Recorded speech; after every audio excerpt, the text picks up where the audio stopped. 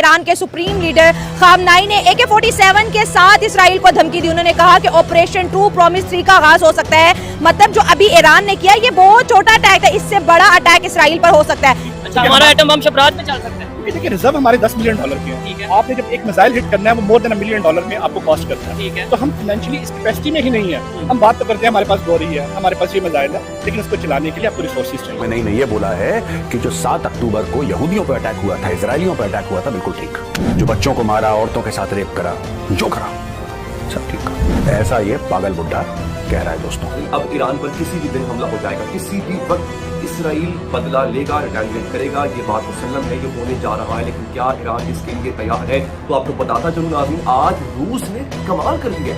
रूस ने इतनी बड़ी टिप दे दी है ईरान को, और ईरान के साथ न सिर्फ रूस खड़ा है बल्कि इस वक्त ईरान का जो नेबर है, जिसके साथ ईरान की सरहद लगती है, वो है पाकिस्तान। खबरें ये मौसूल हो रही है कि पाकिस्तान ने इन केस कि ईरान के ऊपर अगर हमला होता है तो पाकिस्तान ने अपनी एयर स्पेस को बंद करने का ऐलान कर दिया है, और ये भी कहा है कि ईरान का दिफा किया जाएगा, लेकिन यानी पाकिस्तान जो है वो ईरान को प्रोटेक्ट करेगा। इसराइल ने ऑलरेडी बोल दिया है कि हम ईरान के एनर्जी सोर्सेज को डिस्ट्रॉय करेंगे। ईरान ने बोला ये टिट फॉर टैट, अगर आप हमारे डिस्ट्रॉय करेंगे तो हम आपके डिस्ट्रॉय करेंगे। इसमें सबसे बड़ा प्रेशर अगर जनरेट होगा तो वो इंडिया पे होगा, क्योंकि इंडिया ईरान के साथ ऑयल की ट्रेड करता है। अगर ईरान का ऑयल, पेट्रोल, गैस इसराइल की तरफ से बर्बाद हो जाता है तो इंडिया के अंदर पेट्रोल, ऑयल, गैस के प्राइसेस बहुत बढ़ेंगे, इन्फ्लेशन इंडिया के अंदर इंक्रीज होगी, और उनका जो ग्रोथ रेट है, इकोनॉमिकल ग्रोथ रेट, वो भी कहीं ना कहीं इस जंग की लपेट में आएगा।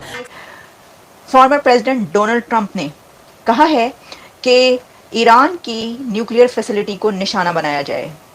ट्रंप की तरफ से इजराइल को अर्ज किया गया है कि ईरान के न्यूक्लियर को हिट करें। ईरान के न्यूक्लियर को क्यों हिट नहीं कर रहा है? ईरान की न्यूक्लियर फैसिलिटी को निशाना क्यों नहीं बनाया जा रहा? ईरान की न्यूक्लियर फैसिलिटी को फौरी तौर पर निशाना बनाना चाहिए।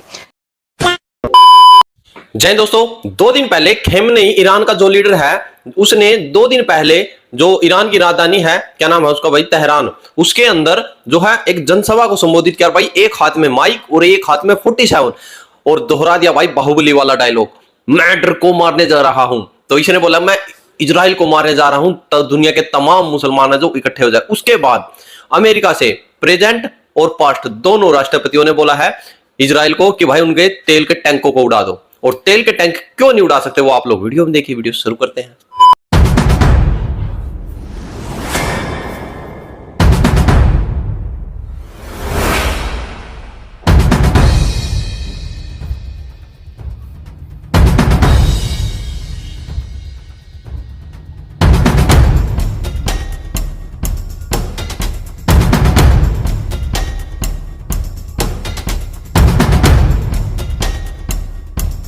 ईरान के जो अपना सुप्रीम लीडर हैं अली खुमैनी, वो गन लेके AK-47 लेके लहरा रहे हैं, और बड़े जलसों में लाखों की तादाद में सामने लोग हैं, वो कह रहे हैं कि कुछ ही दिनों में हम इसराइल को खत्म कर देंगे, बदला लेंगे और बहुत बड़ा बदला लेंगे। आबिद भाई, इस स्टेटमेंट के ऊपर आपकी क्या ओपिनियन? देखें, संजय दत्त एक हिंदुस्तान के बहुत बड़े एक्टर हुए हैं, हीरो हुए हैं। उनके ऊपर भी AK-47 के केस हुए थे, उनकी जान छुड़ानी मुश्किल हो चुकी हुई थी।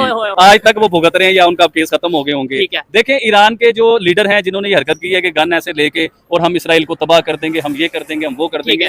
देखें, इसराइल को पिछले 30 सालों में कोई तबाह नहीं कर सका, कोई बर्बाद नहीं कर सका। आज पूरी दुनिया में मुस्लिम उम्मा जो है, मुस्लिम कंट्री जो है, वो जश्न मना रहे हैं अपने मुल्क में कि हम इसराइल को तबाह करने की तरफ जा रहे हैं। सर आपको ईरान के अटैक की भी बताते हैं हकीकत। शायद आपने ईरान के अटैक की हकीकत जो है ना वो आप लोगों तक सही तरीके से पहुंची नहीं होगी। आप मुझे बताएं कि ईरान ने कितने बम मारे, कितने मिसाइल मारे इस दफा जो 2-3 दिन पहले? तकरीबन 180, कोई 200, 180 में से कितने मिसाइल पहुंचे हैं उनकी जमीन तक, कितने लोग मरे हैं, कितने घर तबाह हुए हैं, मुझे आप बता दें। जैसे दिवाली में शबरात में पटाखे नहीं पड़ते, इस तरह उन्होंने हवाओं में उन्हें फाड़ दिया सारा कुछ। या तो उनके कोई तबाहियां हुई हैं, उनकी गाड़ियां तबाही हुई हैं, या उनकी बिल्डिंगें तबाह हुई हैं, उनके लोग मरे हैं। तो मुझे आप बताएं भाईजान, इससे पता चलता है कि इसराइल जो है एक बहुत बड़ी टेक्नोलॉजी है, उनका डिफेंस बहुत बड़ा है, अमेरिका उन्हें प्रॉपर सपोर्ट करता है, दुनिया का सुपर पावर उन्हें सपोर्ट कर रहा है। तो मुझे नहीं लगता कि इन चीजों से जो है आप कोई कुछ हासिल कर लेंगे। ये बात भी सच है कि बैलिस्टिक मिसाइल आई थी, ये बात भी सच है कि एयरबेस में गिरी, ये बात भी सच है कि 1-2 फाइटर जेट्स को नुकसान पहुंचा, ये बात भी सच है कि हैंगर टूटा और बिल्कुल ध्वस्त हो गया। हैंगर यानी कि वो चीज, ऐसा आपने देखा होगा ना फिल्मों में भी, जिसके अंदर एयरक्राफ्ट रखे जाते हैं। लेकिन आप जब इमेजेस देखेंगे दोस्तों जो इंटरनेट पर फ्लोट कर रही हैं, इसी को कहते हैं इंफॉर्मेशन वॉरफेयर। ये समझने की जरूरत है दोस्तों कि हो क्या रहा है। इजराइल ने बोला, एक तरफ इजराइल की सरकार कह रही है नहीं कुछ नहीं हुआ, कुछ नहीं हुआ, कुछ नहीं हुआ, राइट। एक तरफ इजराइल की सरकार यानी आईडीएफ, इजराइल डिफेंस फोर्स, ये करिए नहीं कुछ नहीं हुआ, हल्के वो खरोच करो चाहिए, कुछ नहीं हुआ। और दूसरी तरफ सोशल मीडिया पे फोटोग्राफ्स वायरल हो रही हैं कि उनके 20 जेट खत्म हो गए, 30 जेट खत्म हो गए, पूरी एयरफोर्स बर्बाद हो गई। और ये जो झूठी कहानियां हैं कि एयरफोर्स बर्बाद हो गई, ये हो गया, ये खत्म हो गए 20-30 जेट, ये इजरायली ही फैला रहे हैं। ये दोस्तों कुछ ऑयल रिफाइनरीज हैं और जो बाइडेन जो यूएस के राष्ट्रपति हैं वो अग्री करते हैं कि हां, ईरान की ऑयल रिफाइनरी को हम हिट कर सकते हैं। दोस्तों पहले भारत ने भी ईरान से तेल खरीद रखा है, ऐसी बात नहीं कि भारत ने ईरान से तेल कभी नहीं खरीदा। भारत ने भर भर के तेल खरीदा था ईरान से, और ईरान के ऊपर सैंक्शंस हैं। और अगर ईरान की ऑयल रिफाइनरीज के ऊपर हिट करता है इजराइल, अमेरिका अगर उसको कहता है कि ठीक है यू कैन हिट, तो चाइना को बहुत दुख होगा, पाकिस्तान लगभग बर्बाद हो जाएगा, क्योंकि पाकिस्तान का सारा स्मगल्ड तेल आता है ईरान से, और दुनिया के ऑयल मार्केट्स हिलेंगे। क्यों हिलेंगे? नॉट बिकॉज कि ईरानियन तेल बंद हो गया क्योंकि उनके ऊपर सैंक्शंस हैं, बट बिकॉज जियोपॉलिटिकल सिचुएशन थोड़ी सी उथल पुथल हो जाएगी। और जो ईरान के अंदर जो फ्रीडम लविंग लोग हैं, जो चाहते हैं कि ये पागल मुल्ले मौलाना जो ऊपर बैठे हुए हैं, क्रैक बिल्कुल कंप्लीट लूनेटिक्स बैठे हैं, उनसे इनको निजात मिले, वो लोग और जुल्म करेंगे लोगों के ऊपर। ये मैं आपको आज बताता हूं। तो ये देखिए साहब, ये बसरा के आसपास है, ये अबदान रिफाइनरी इस एरिया में, this is on the border with Iraq, right. ये है जिसको हम कह सकते हैं कि हाँ ठीक है, दिस इज क्लोजेस्ट। एक यहां पे खर्ग आइलैंड है, ये आइलैंड है बीच में जहां पे ये लोग ऑयल रिफाइन करते हैं, ये असल में this is it. And fourth बंदर अब्बास।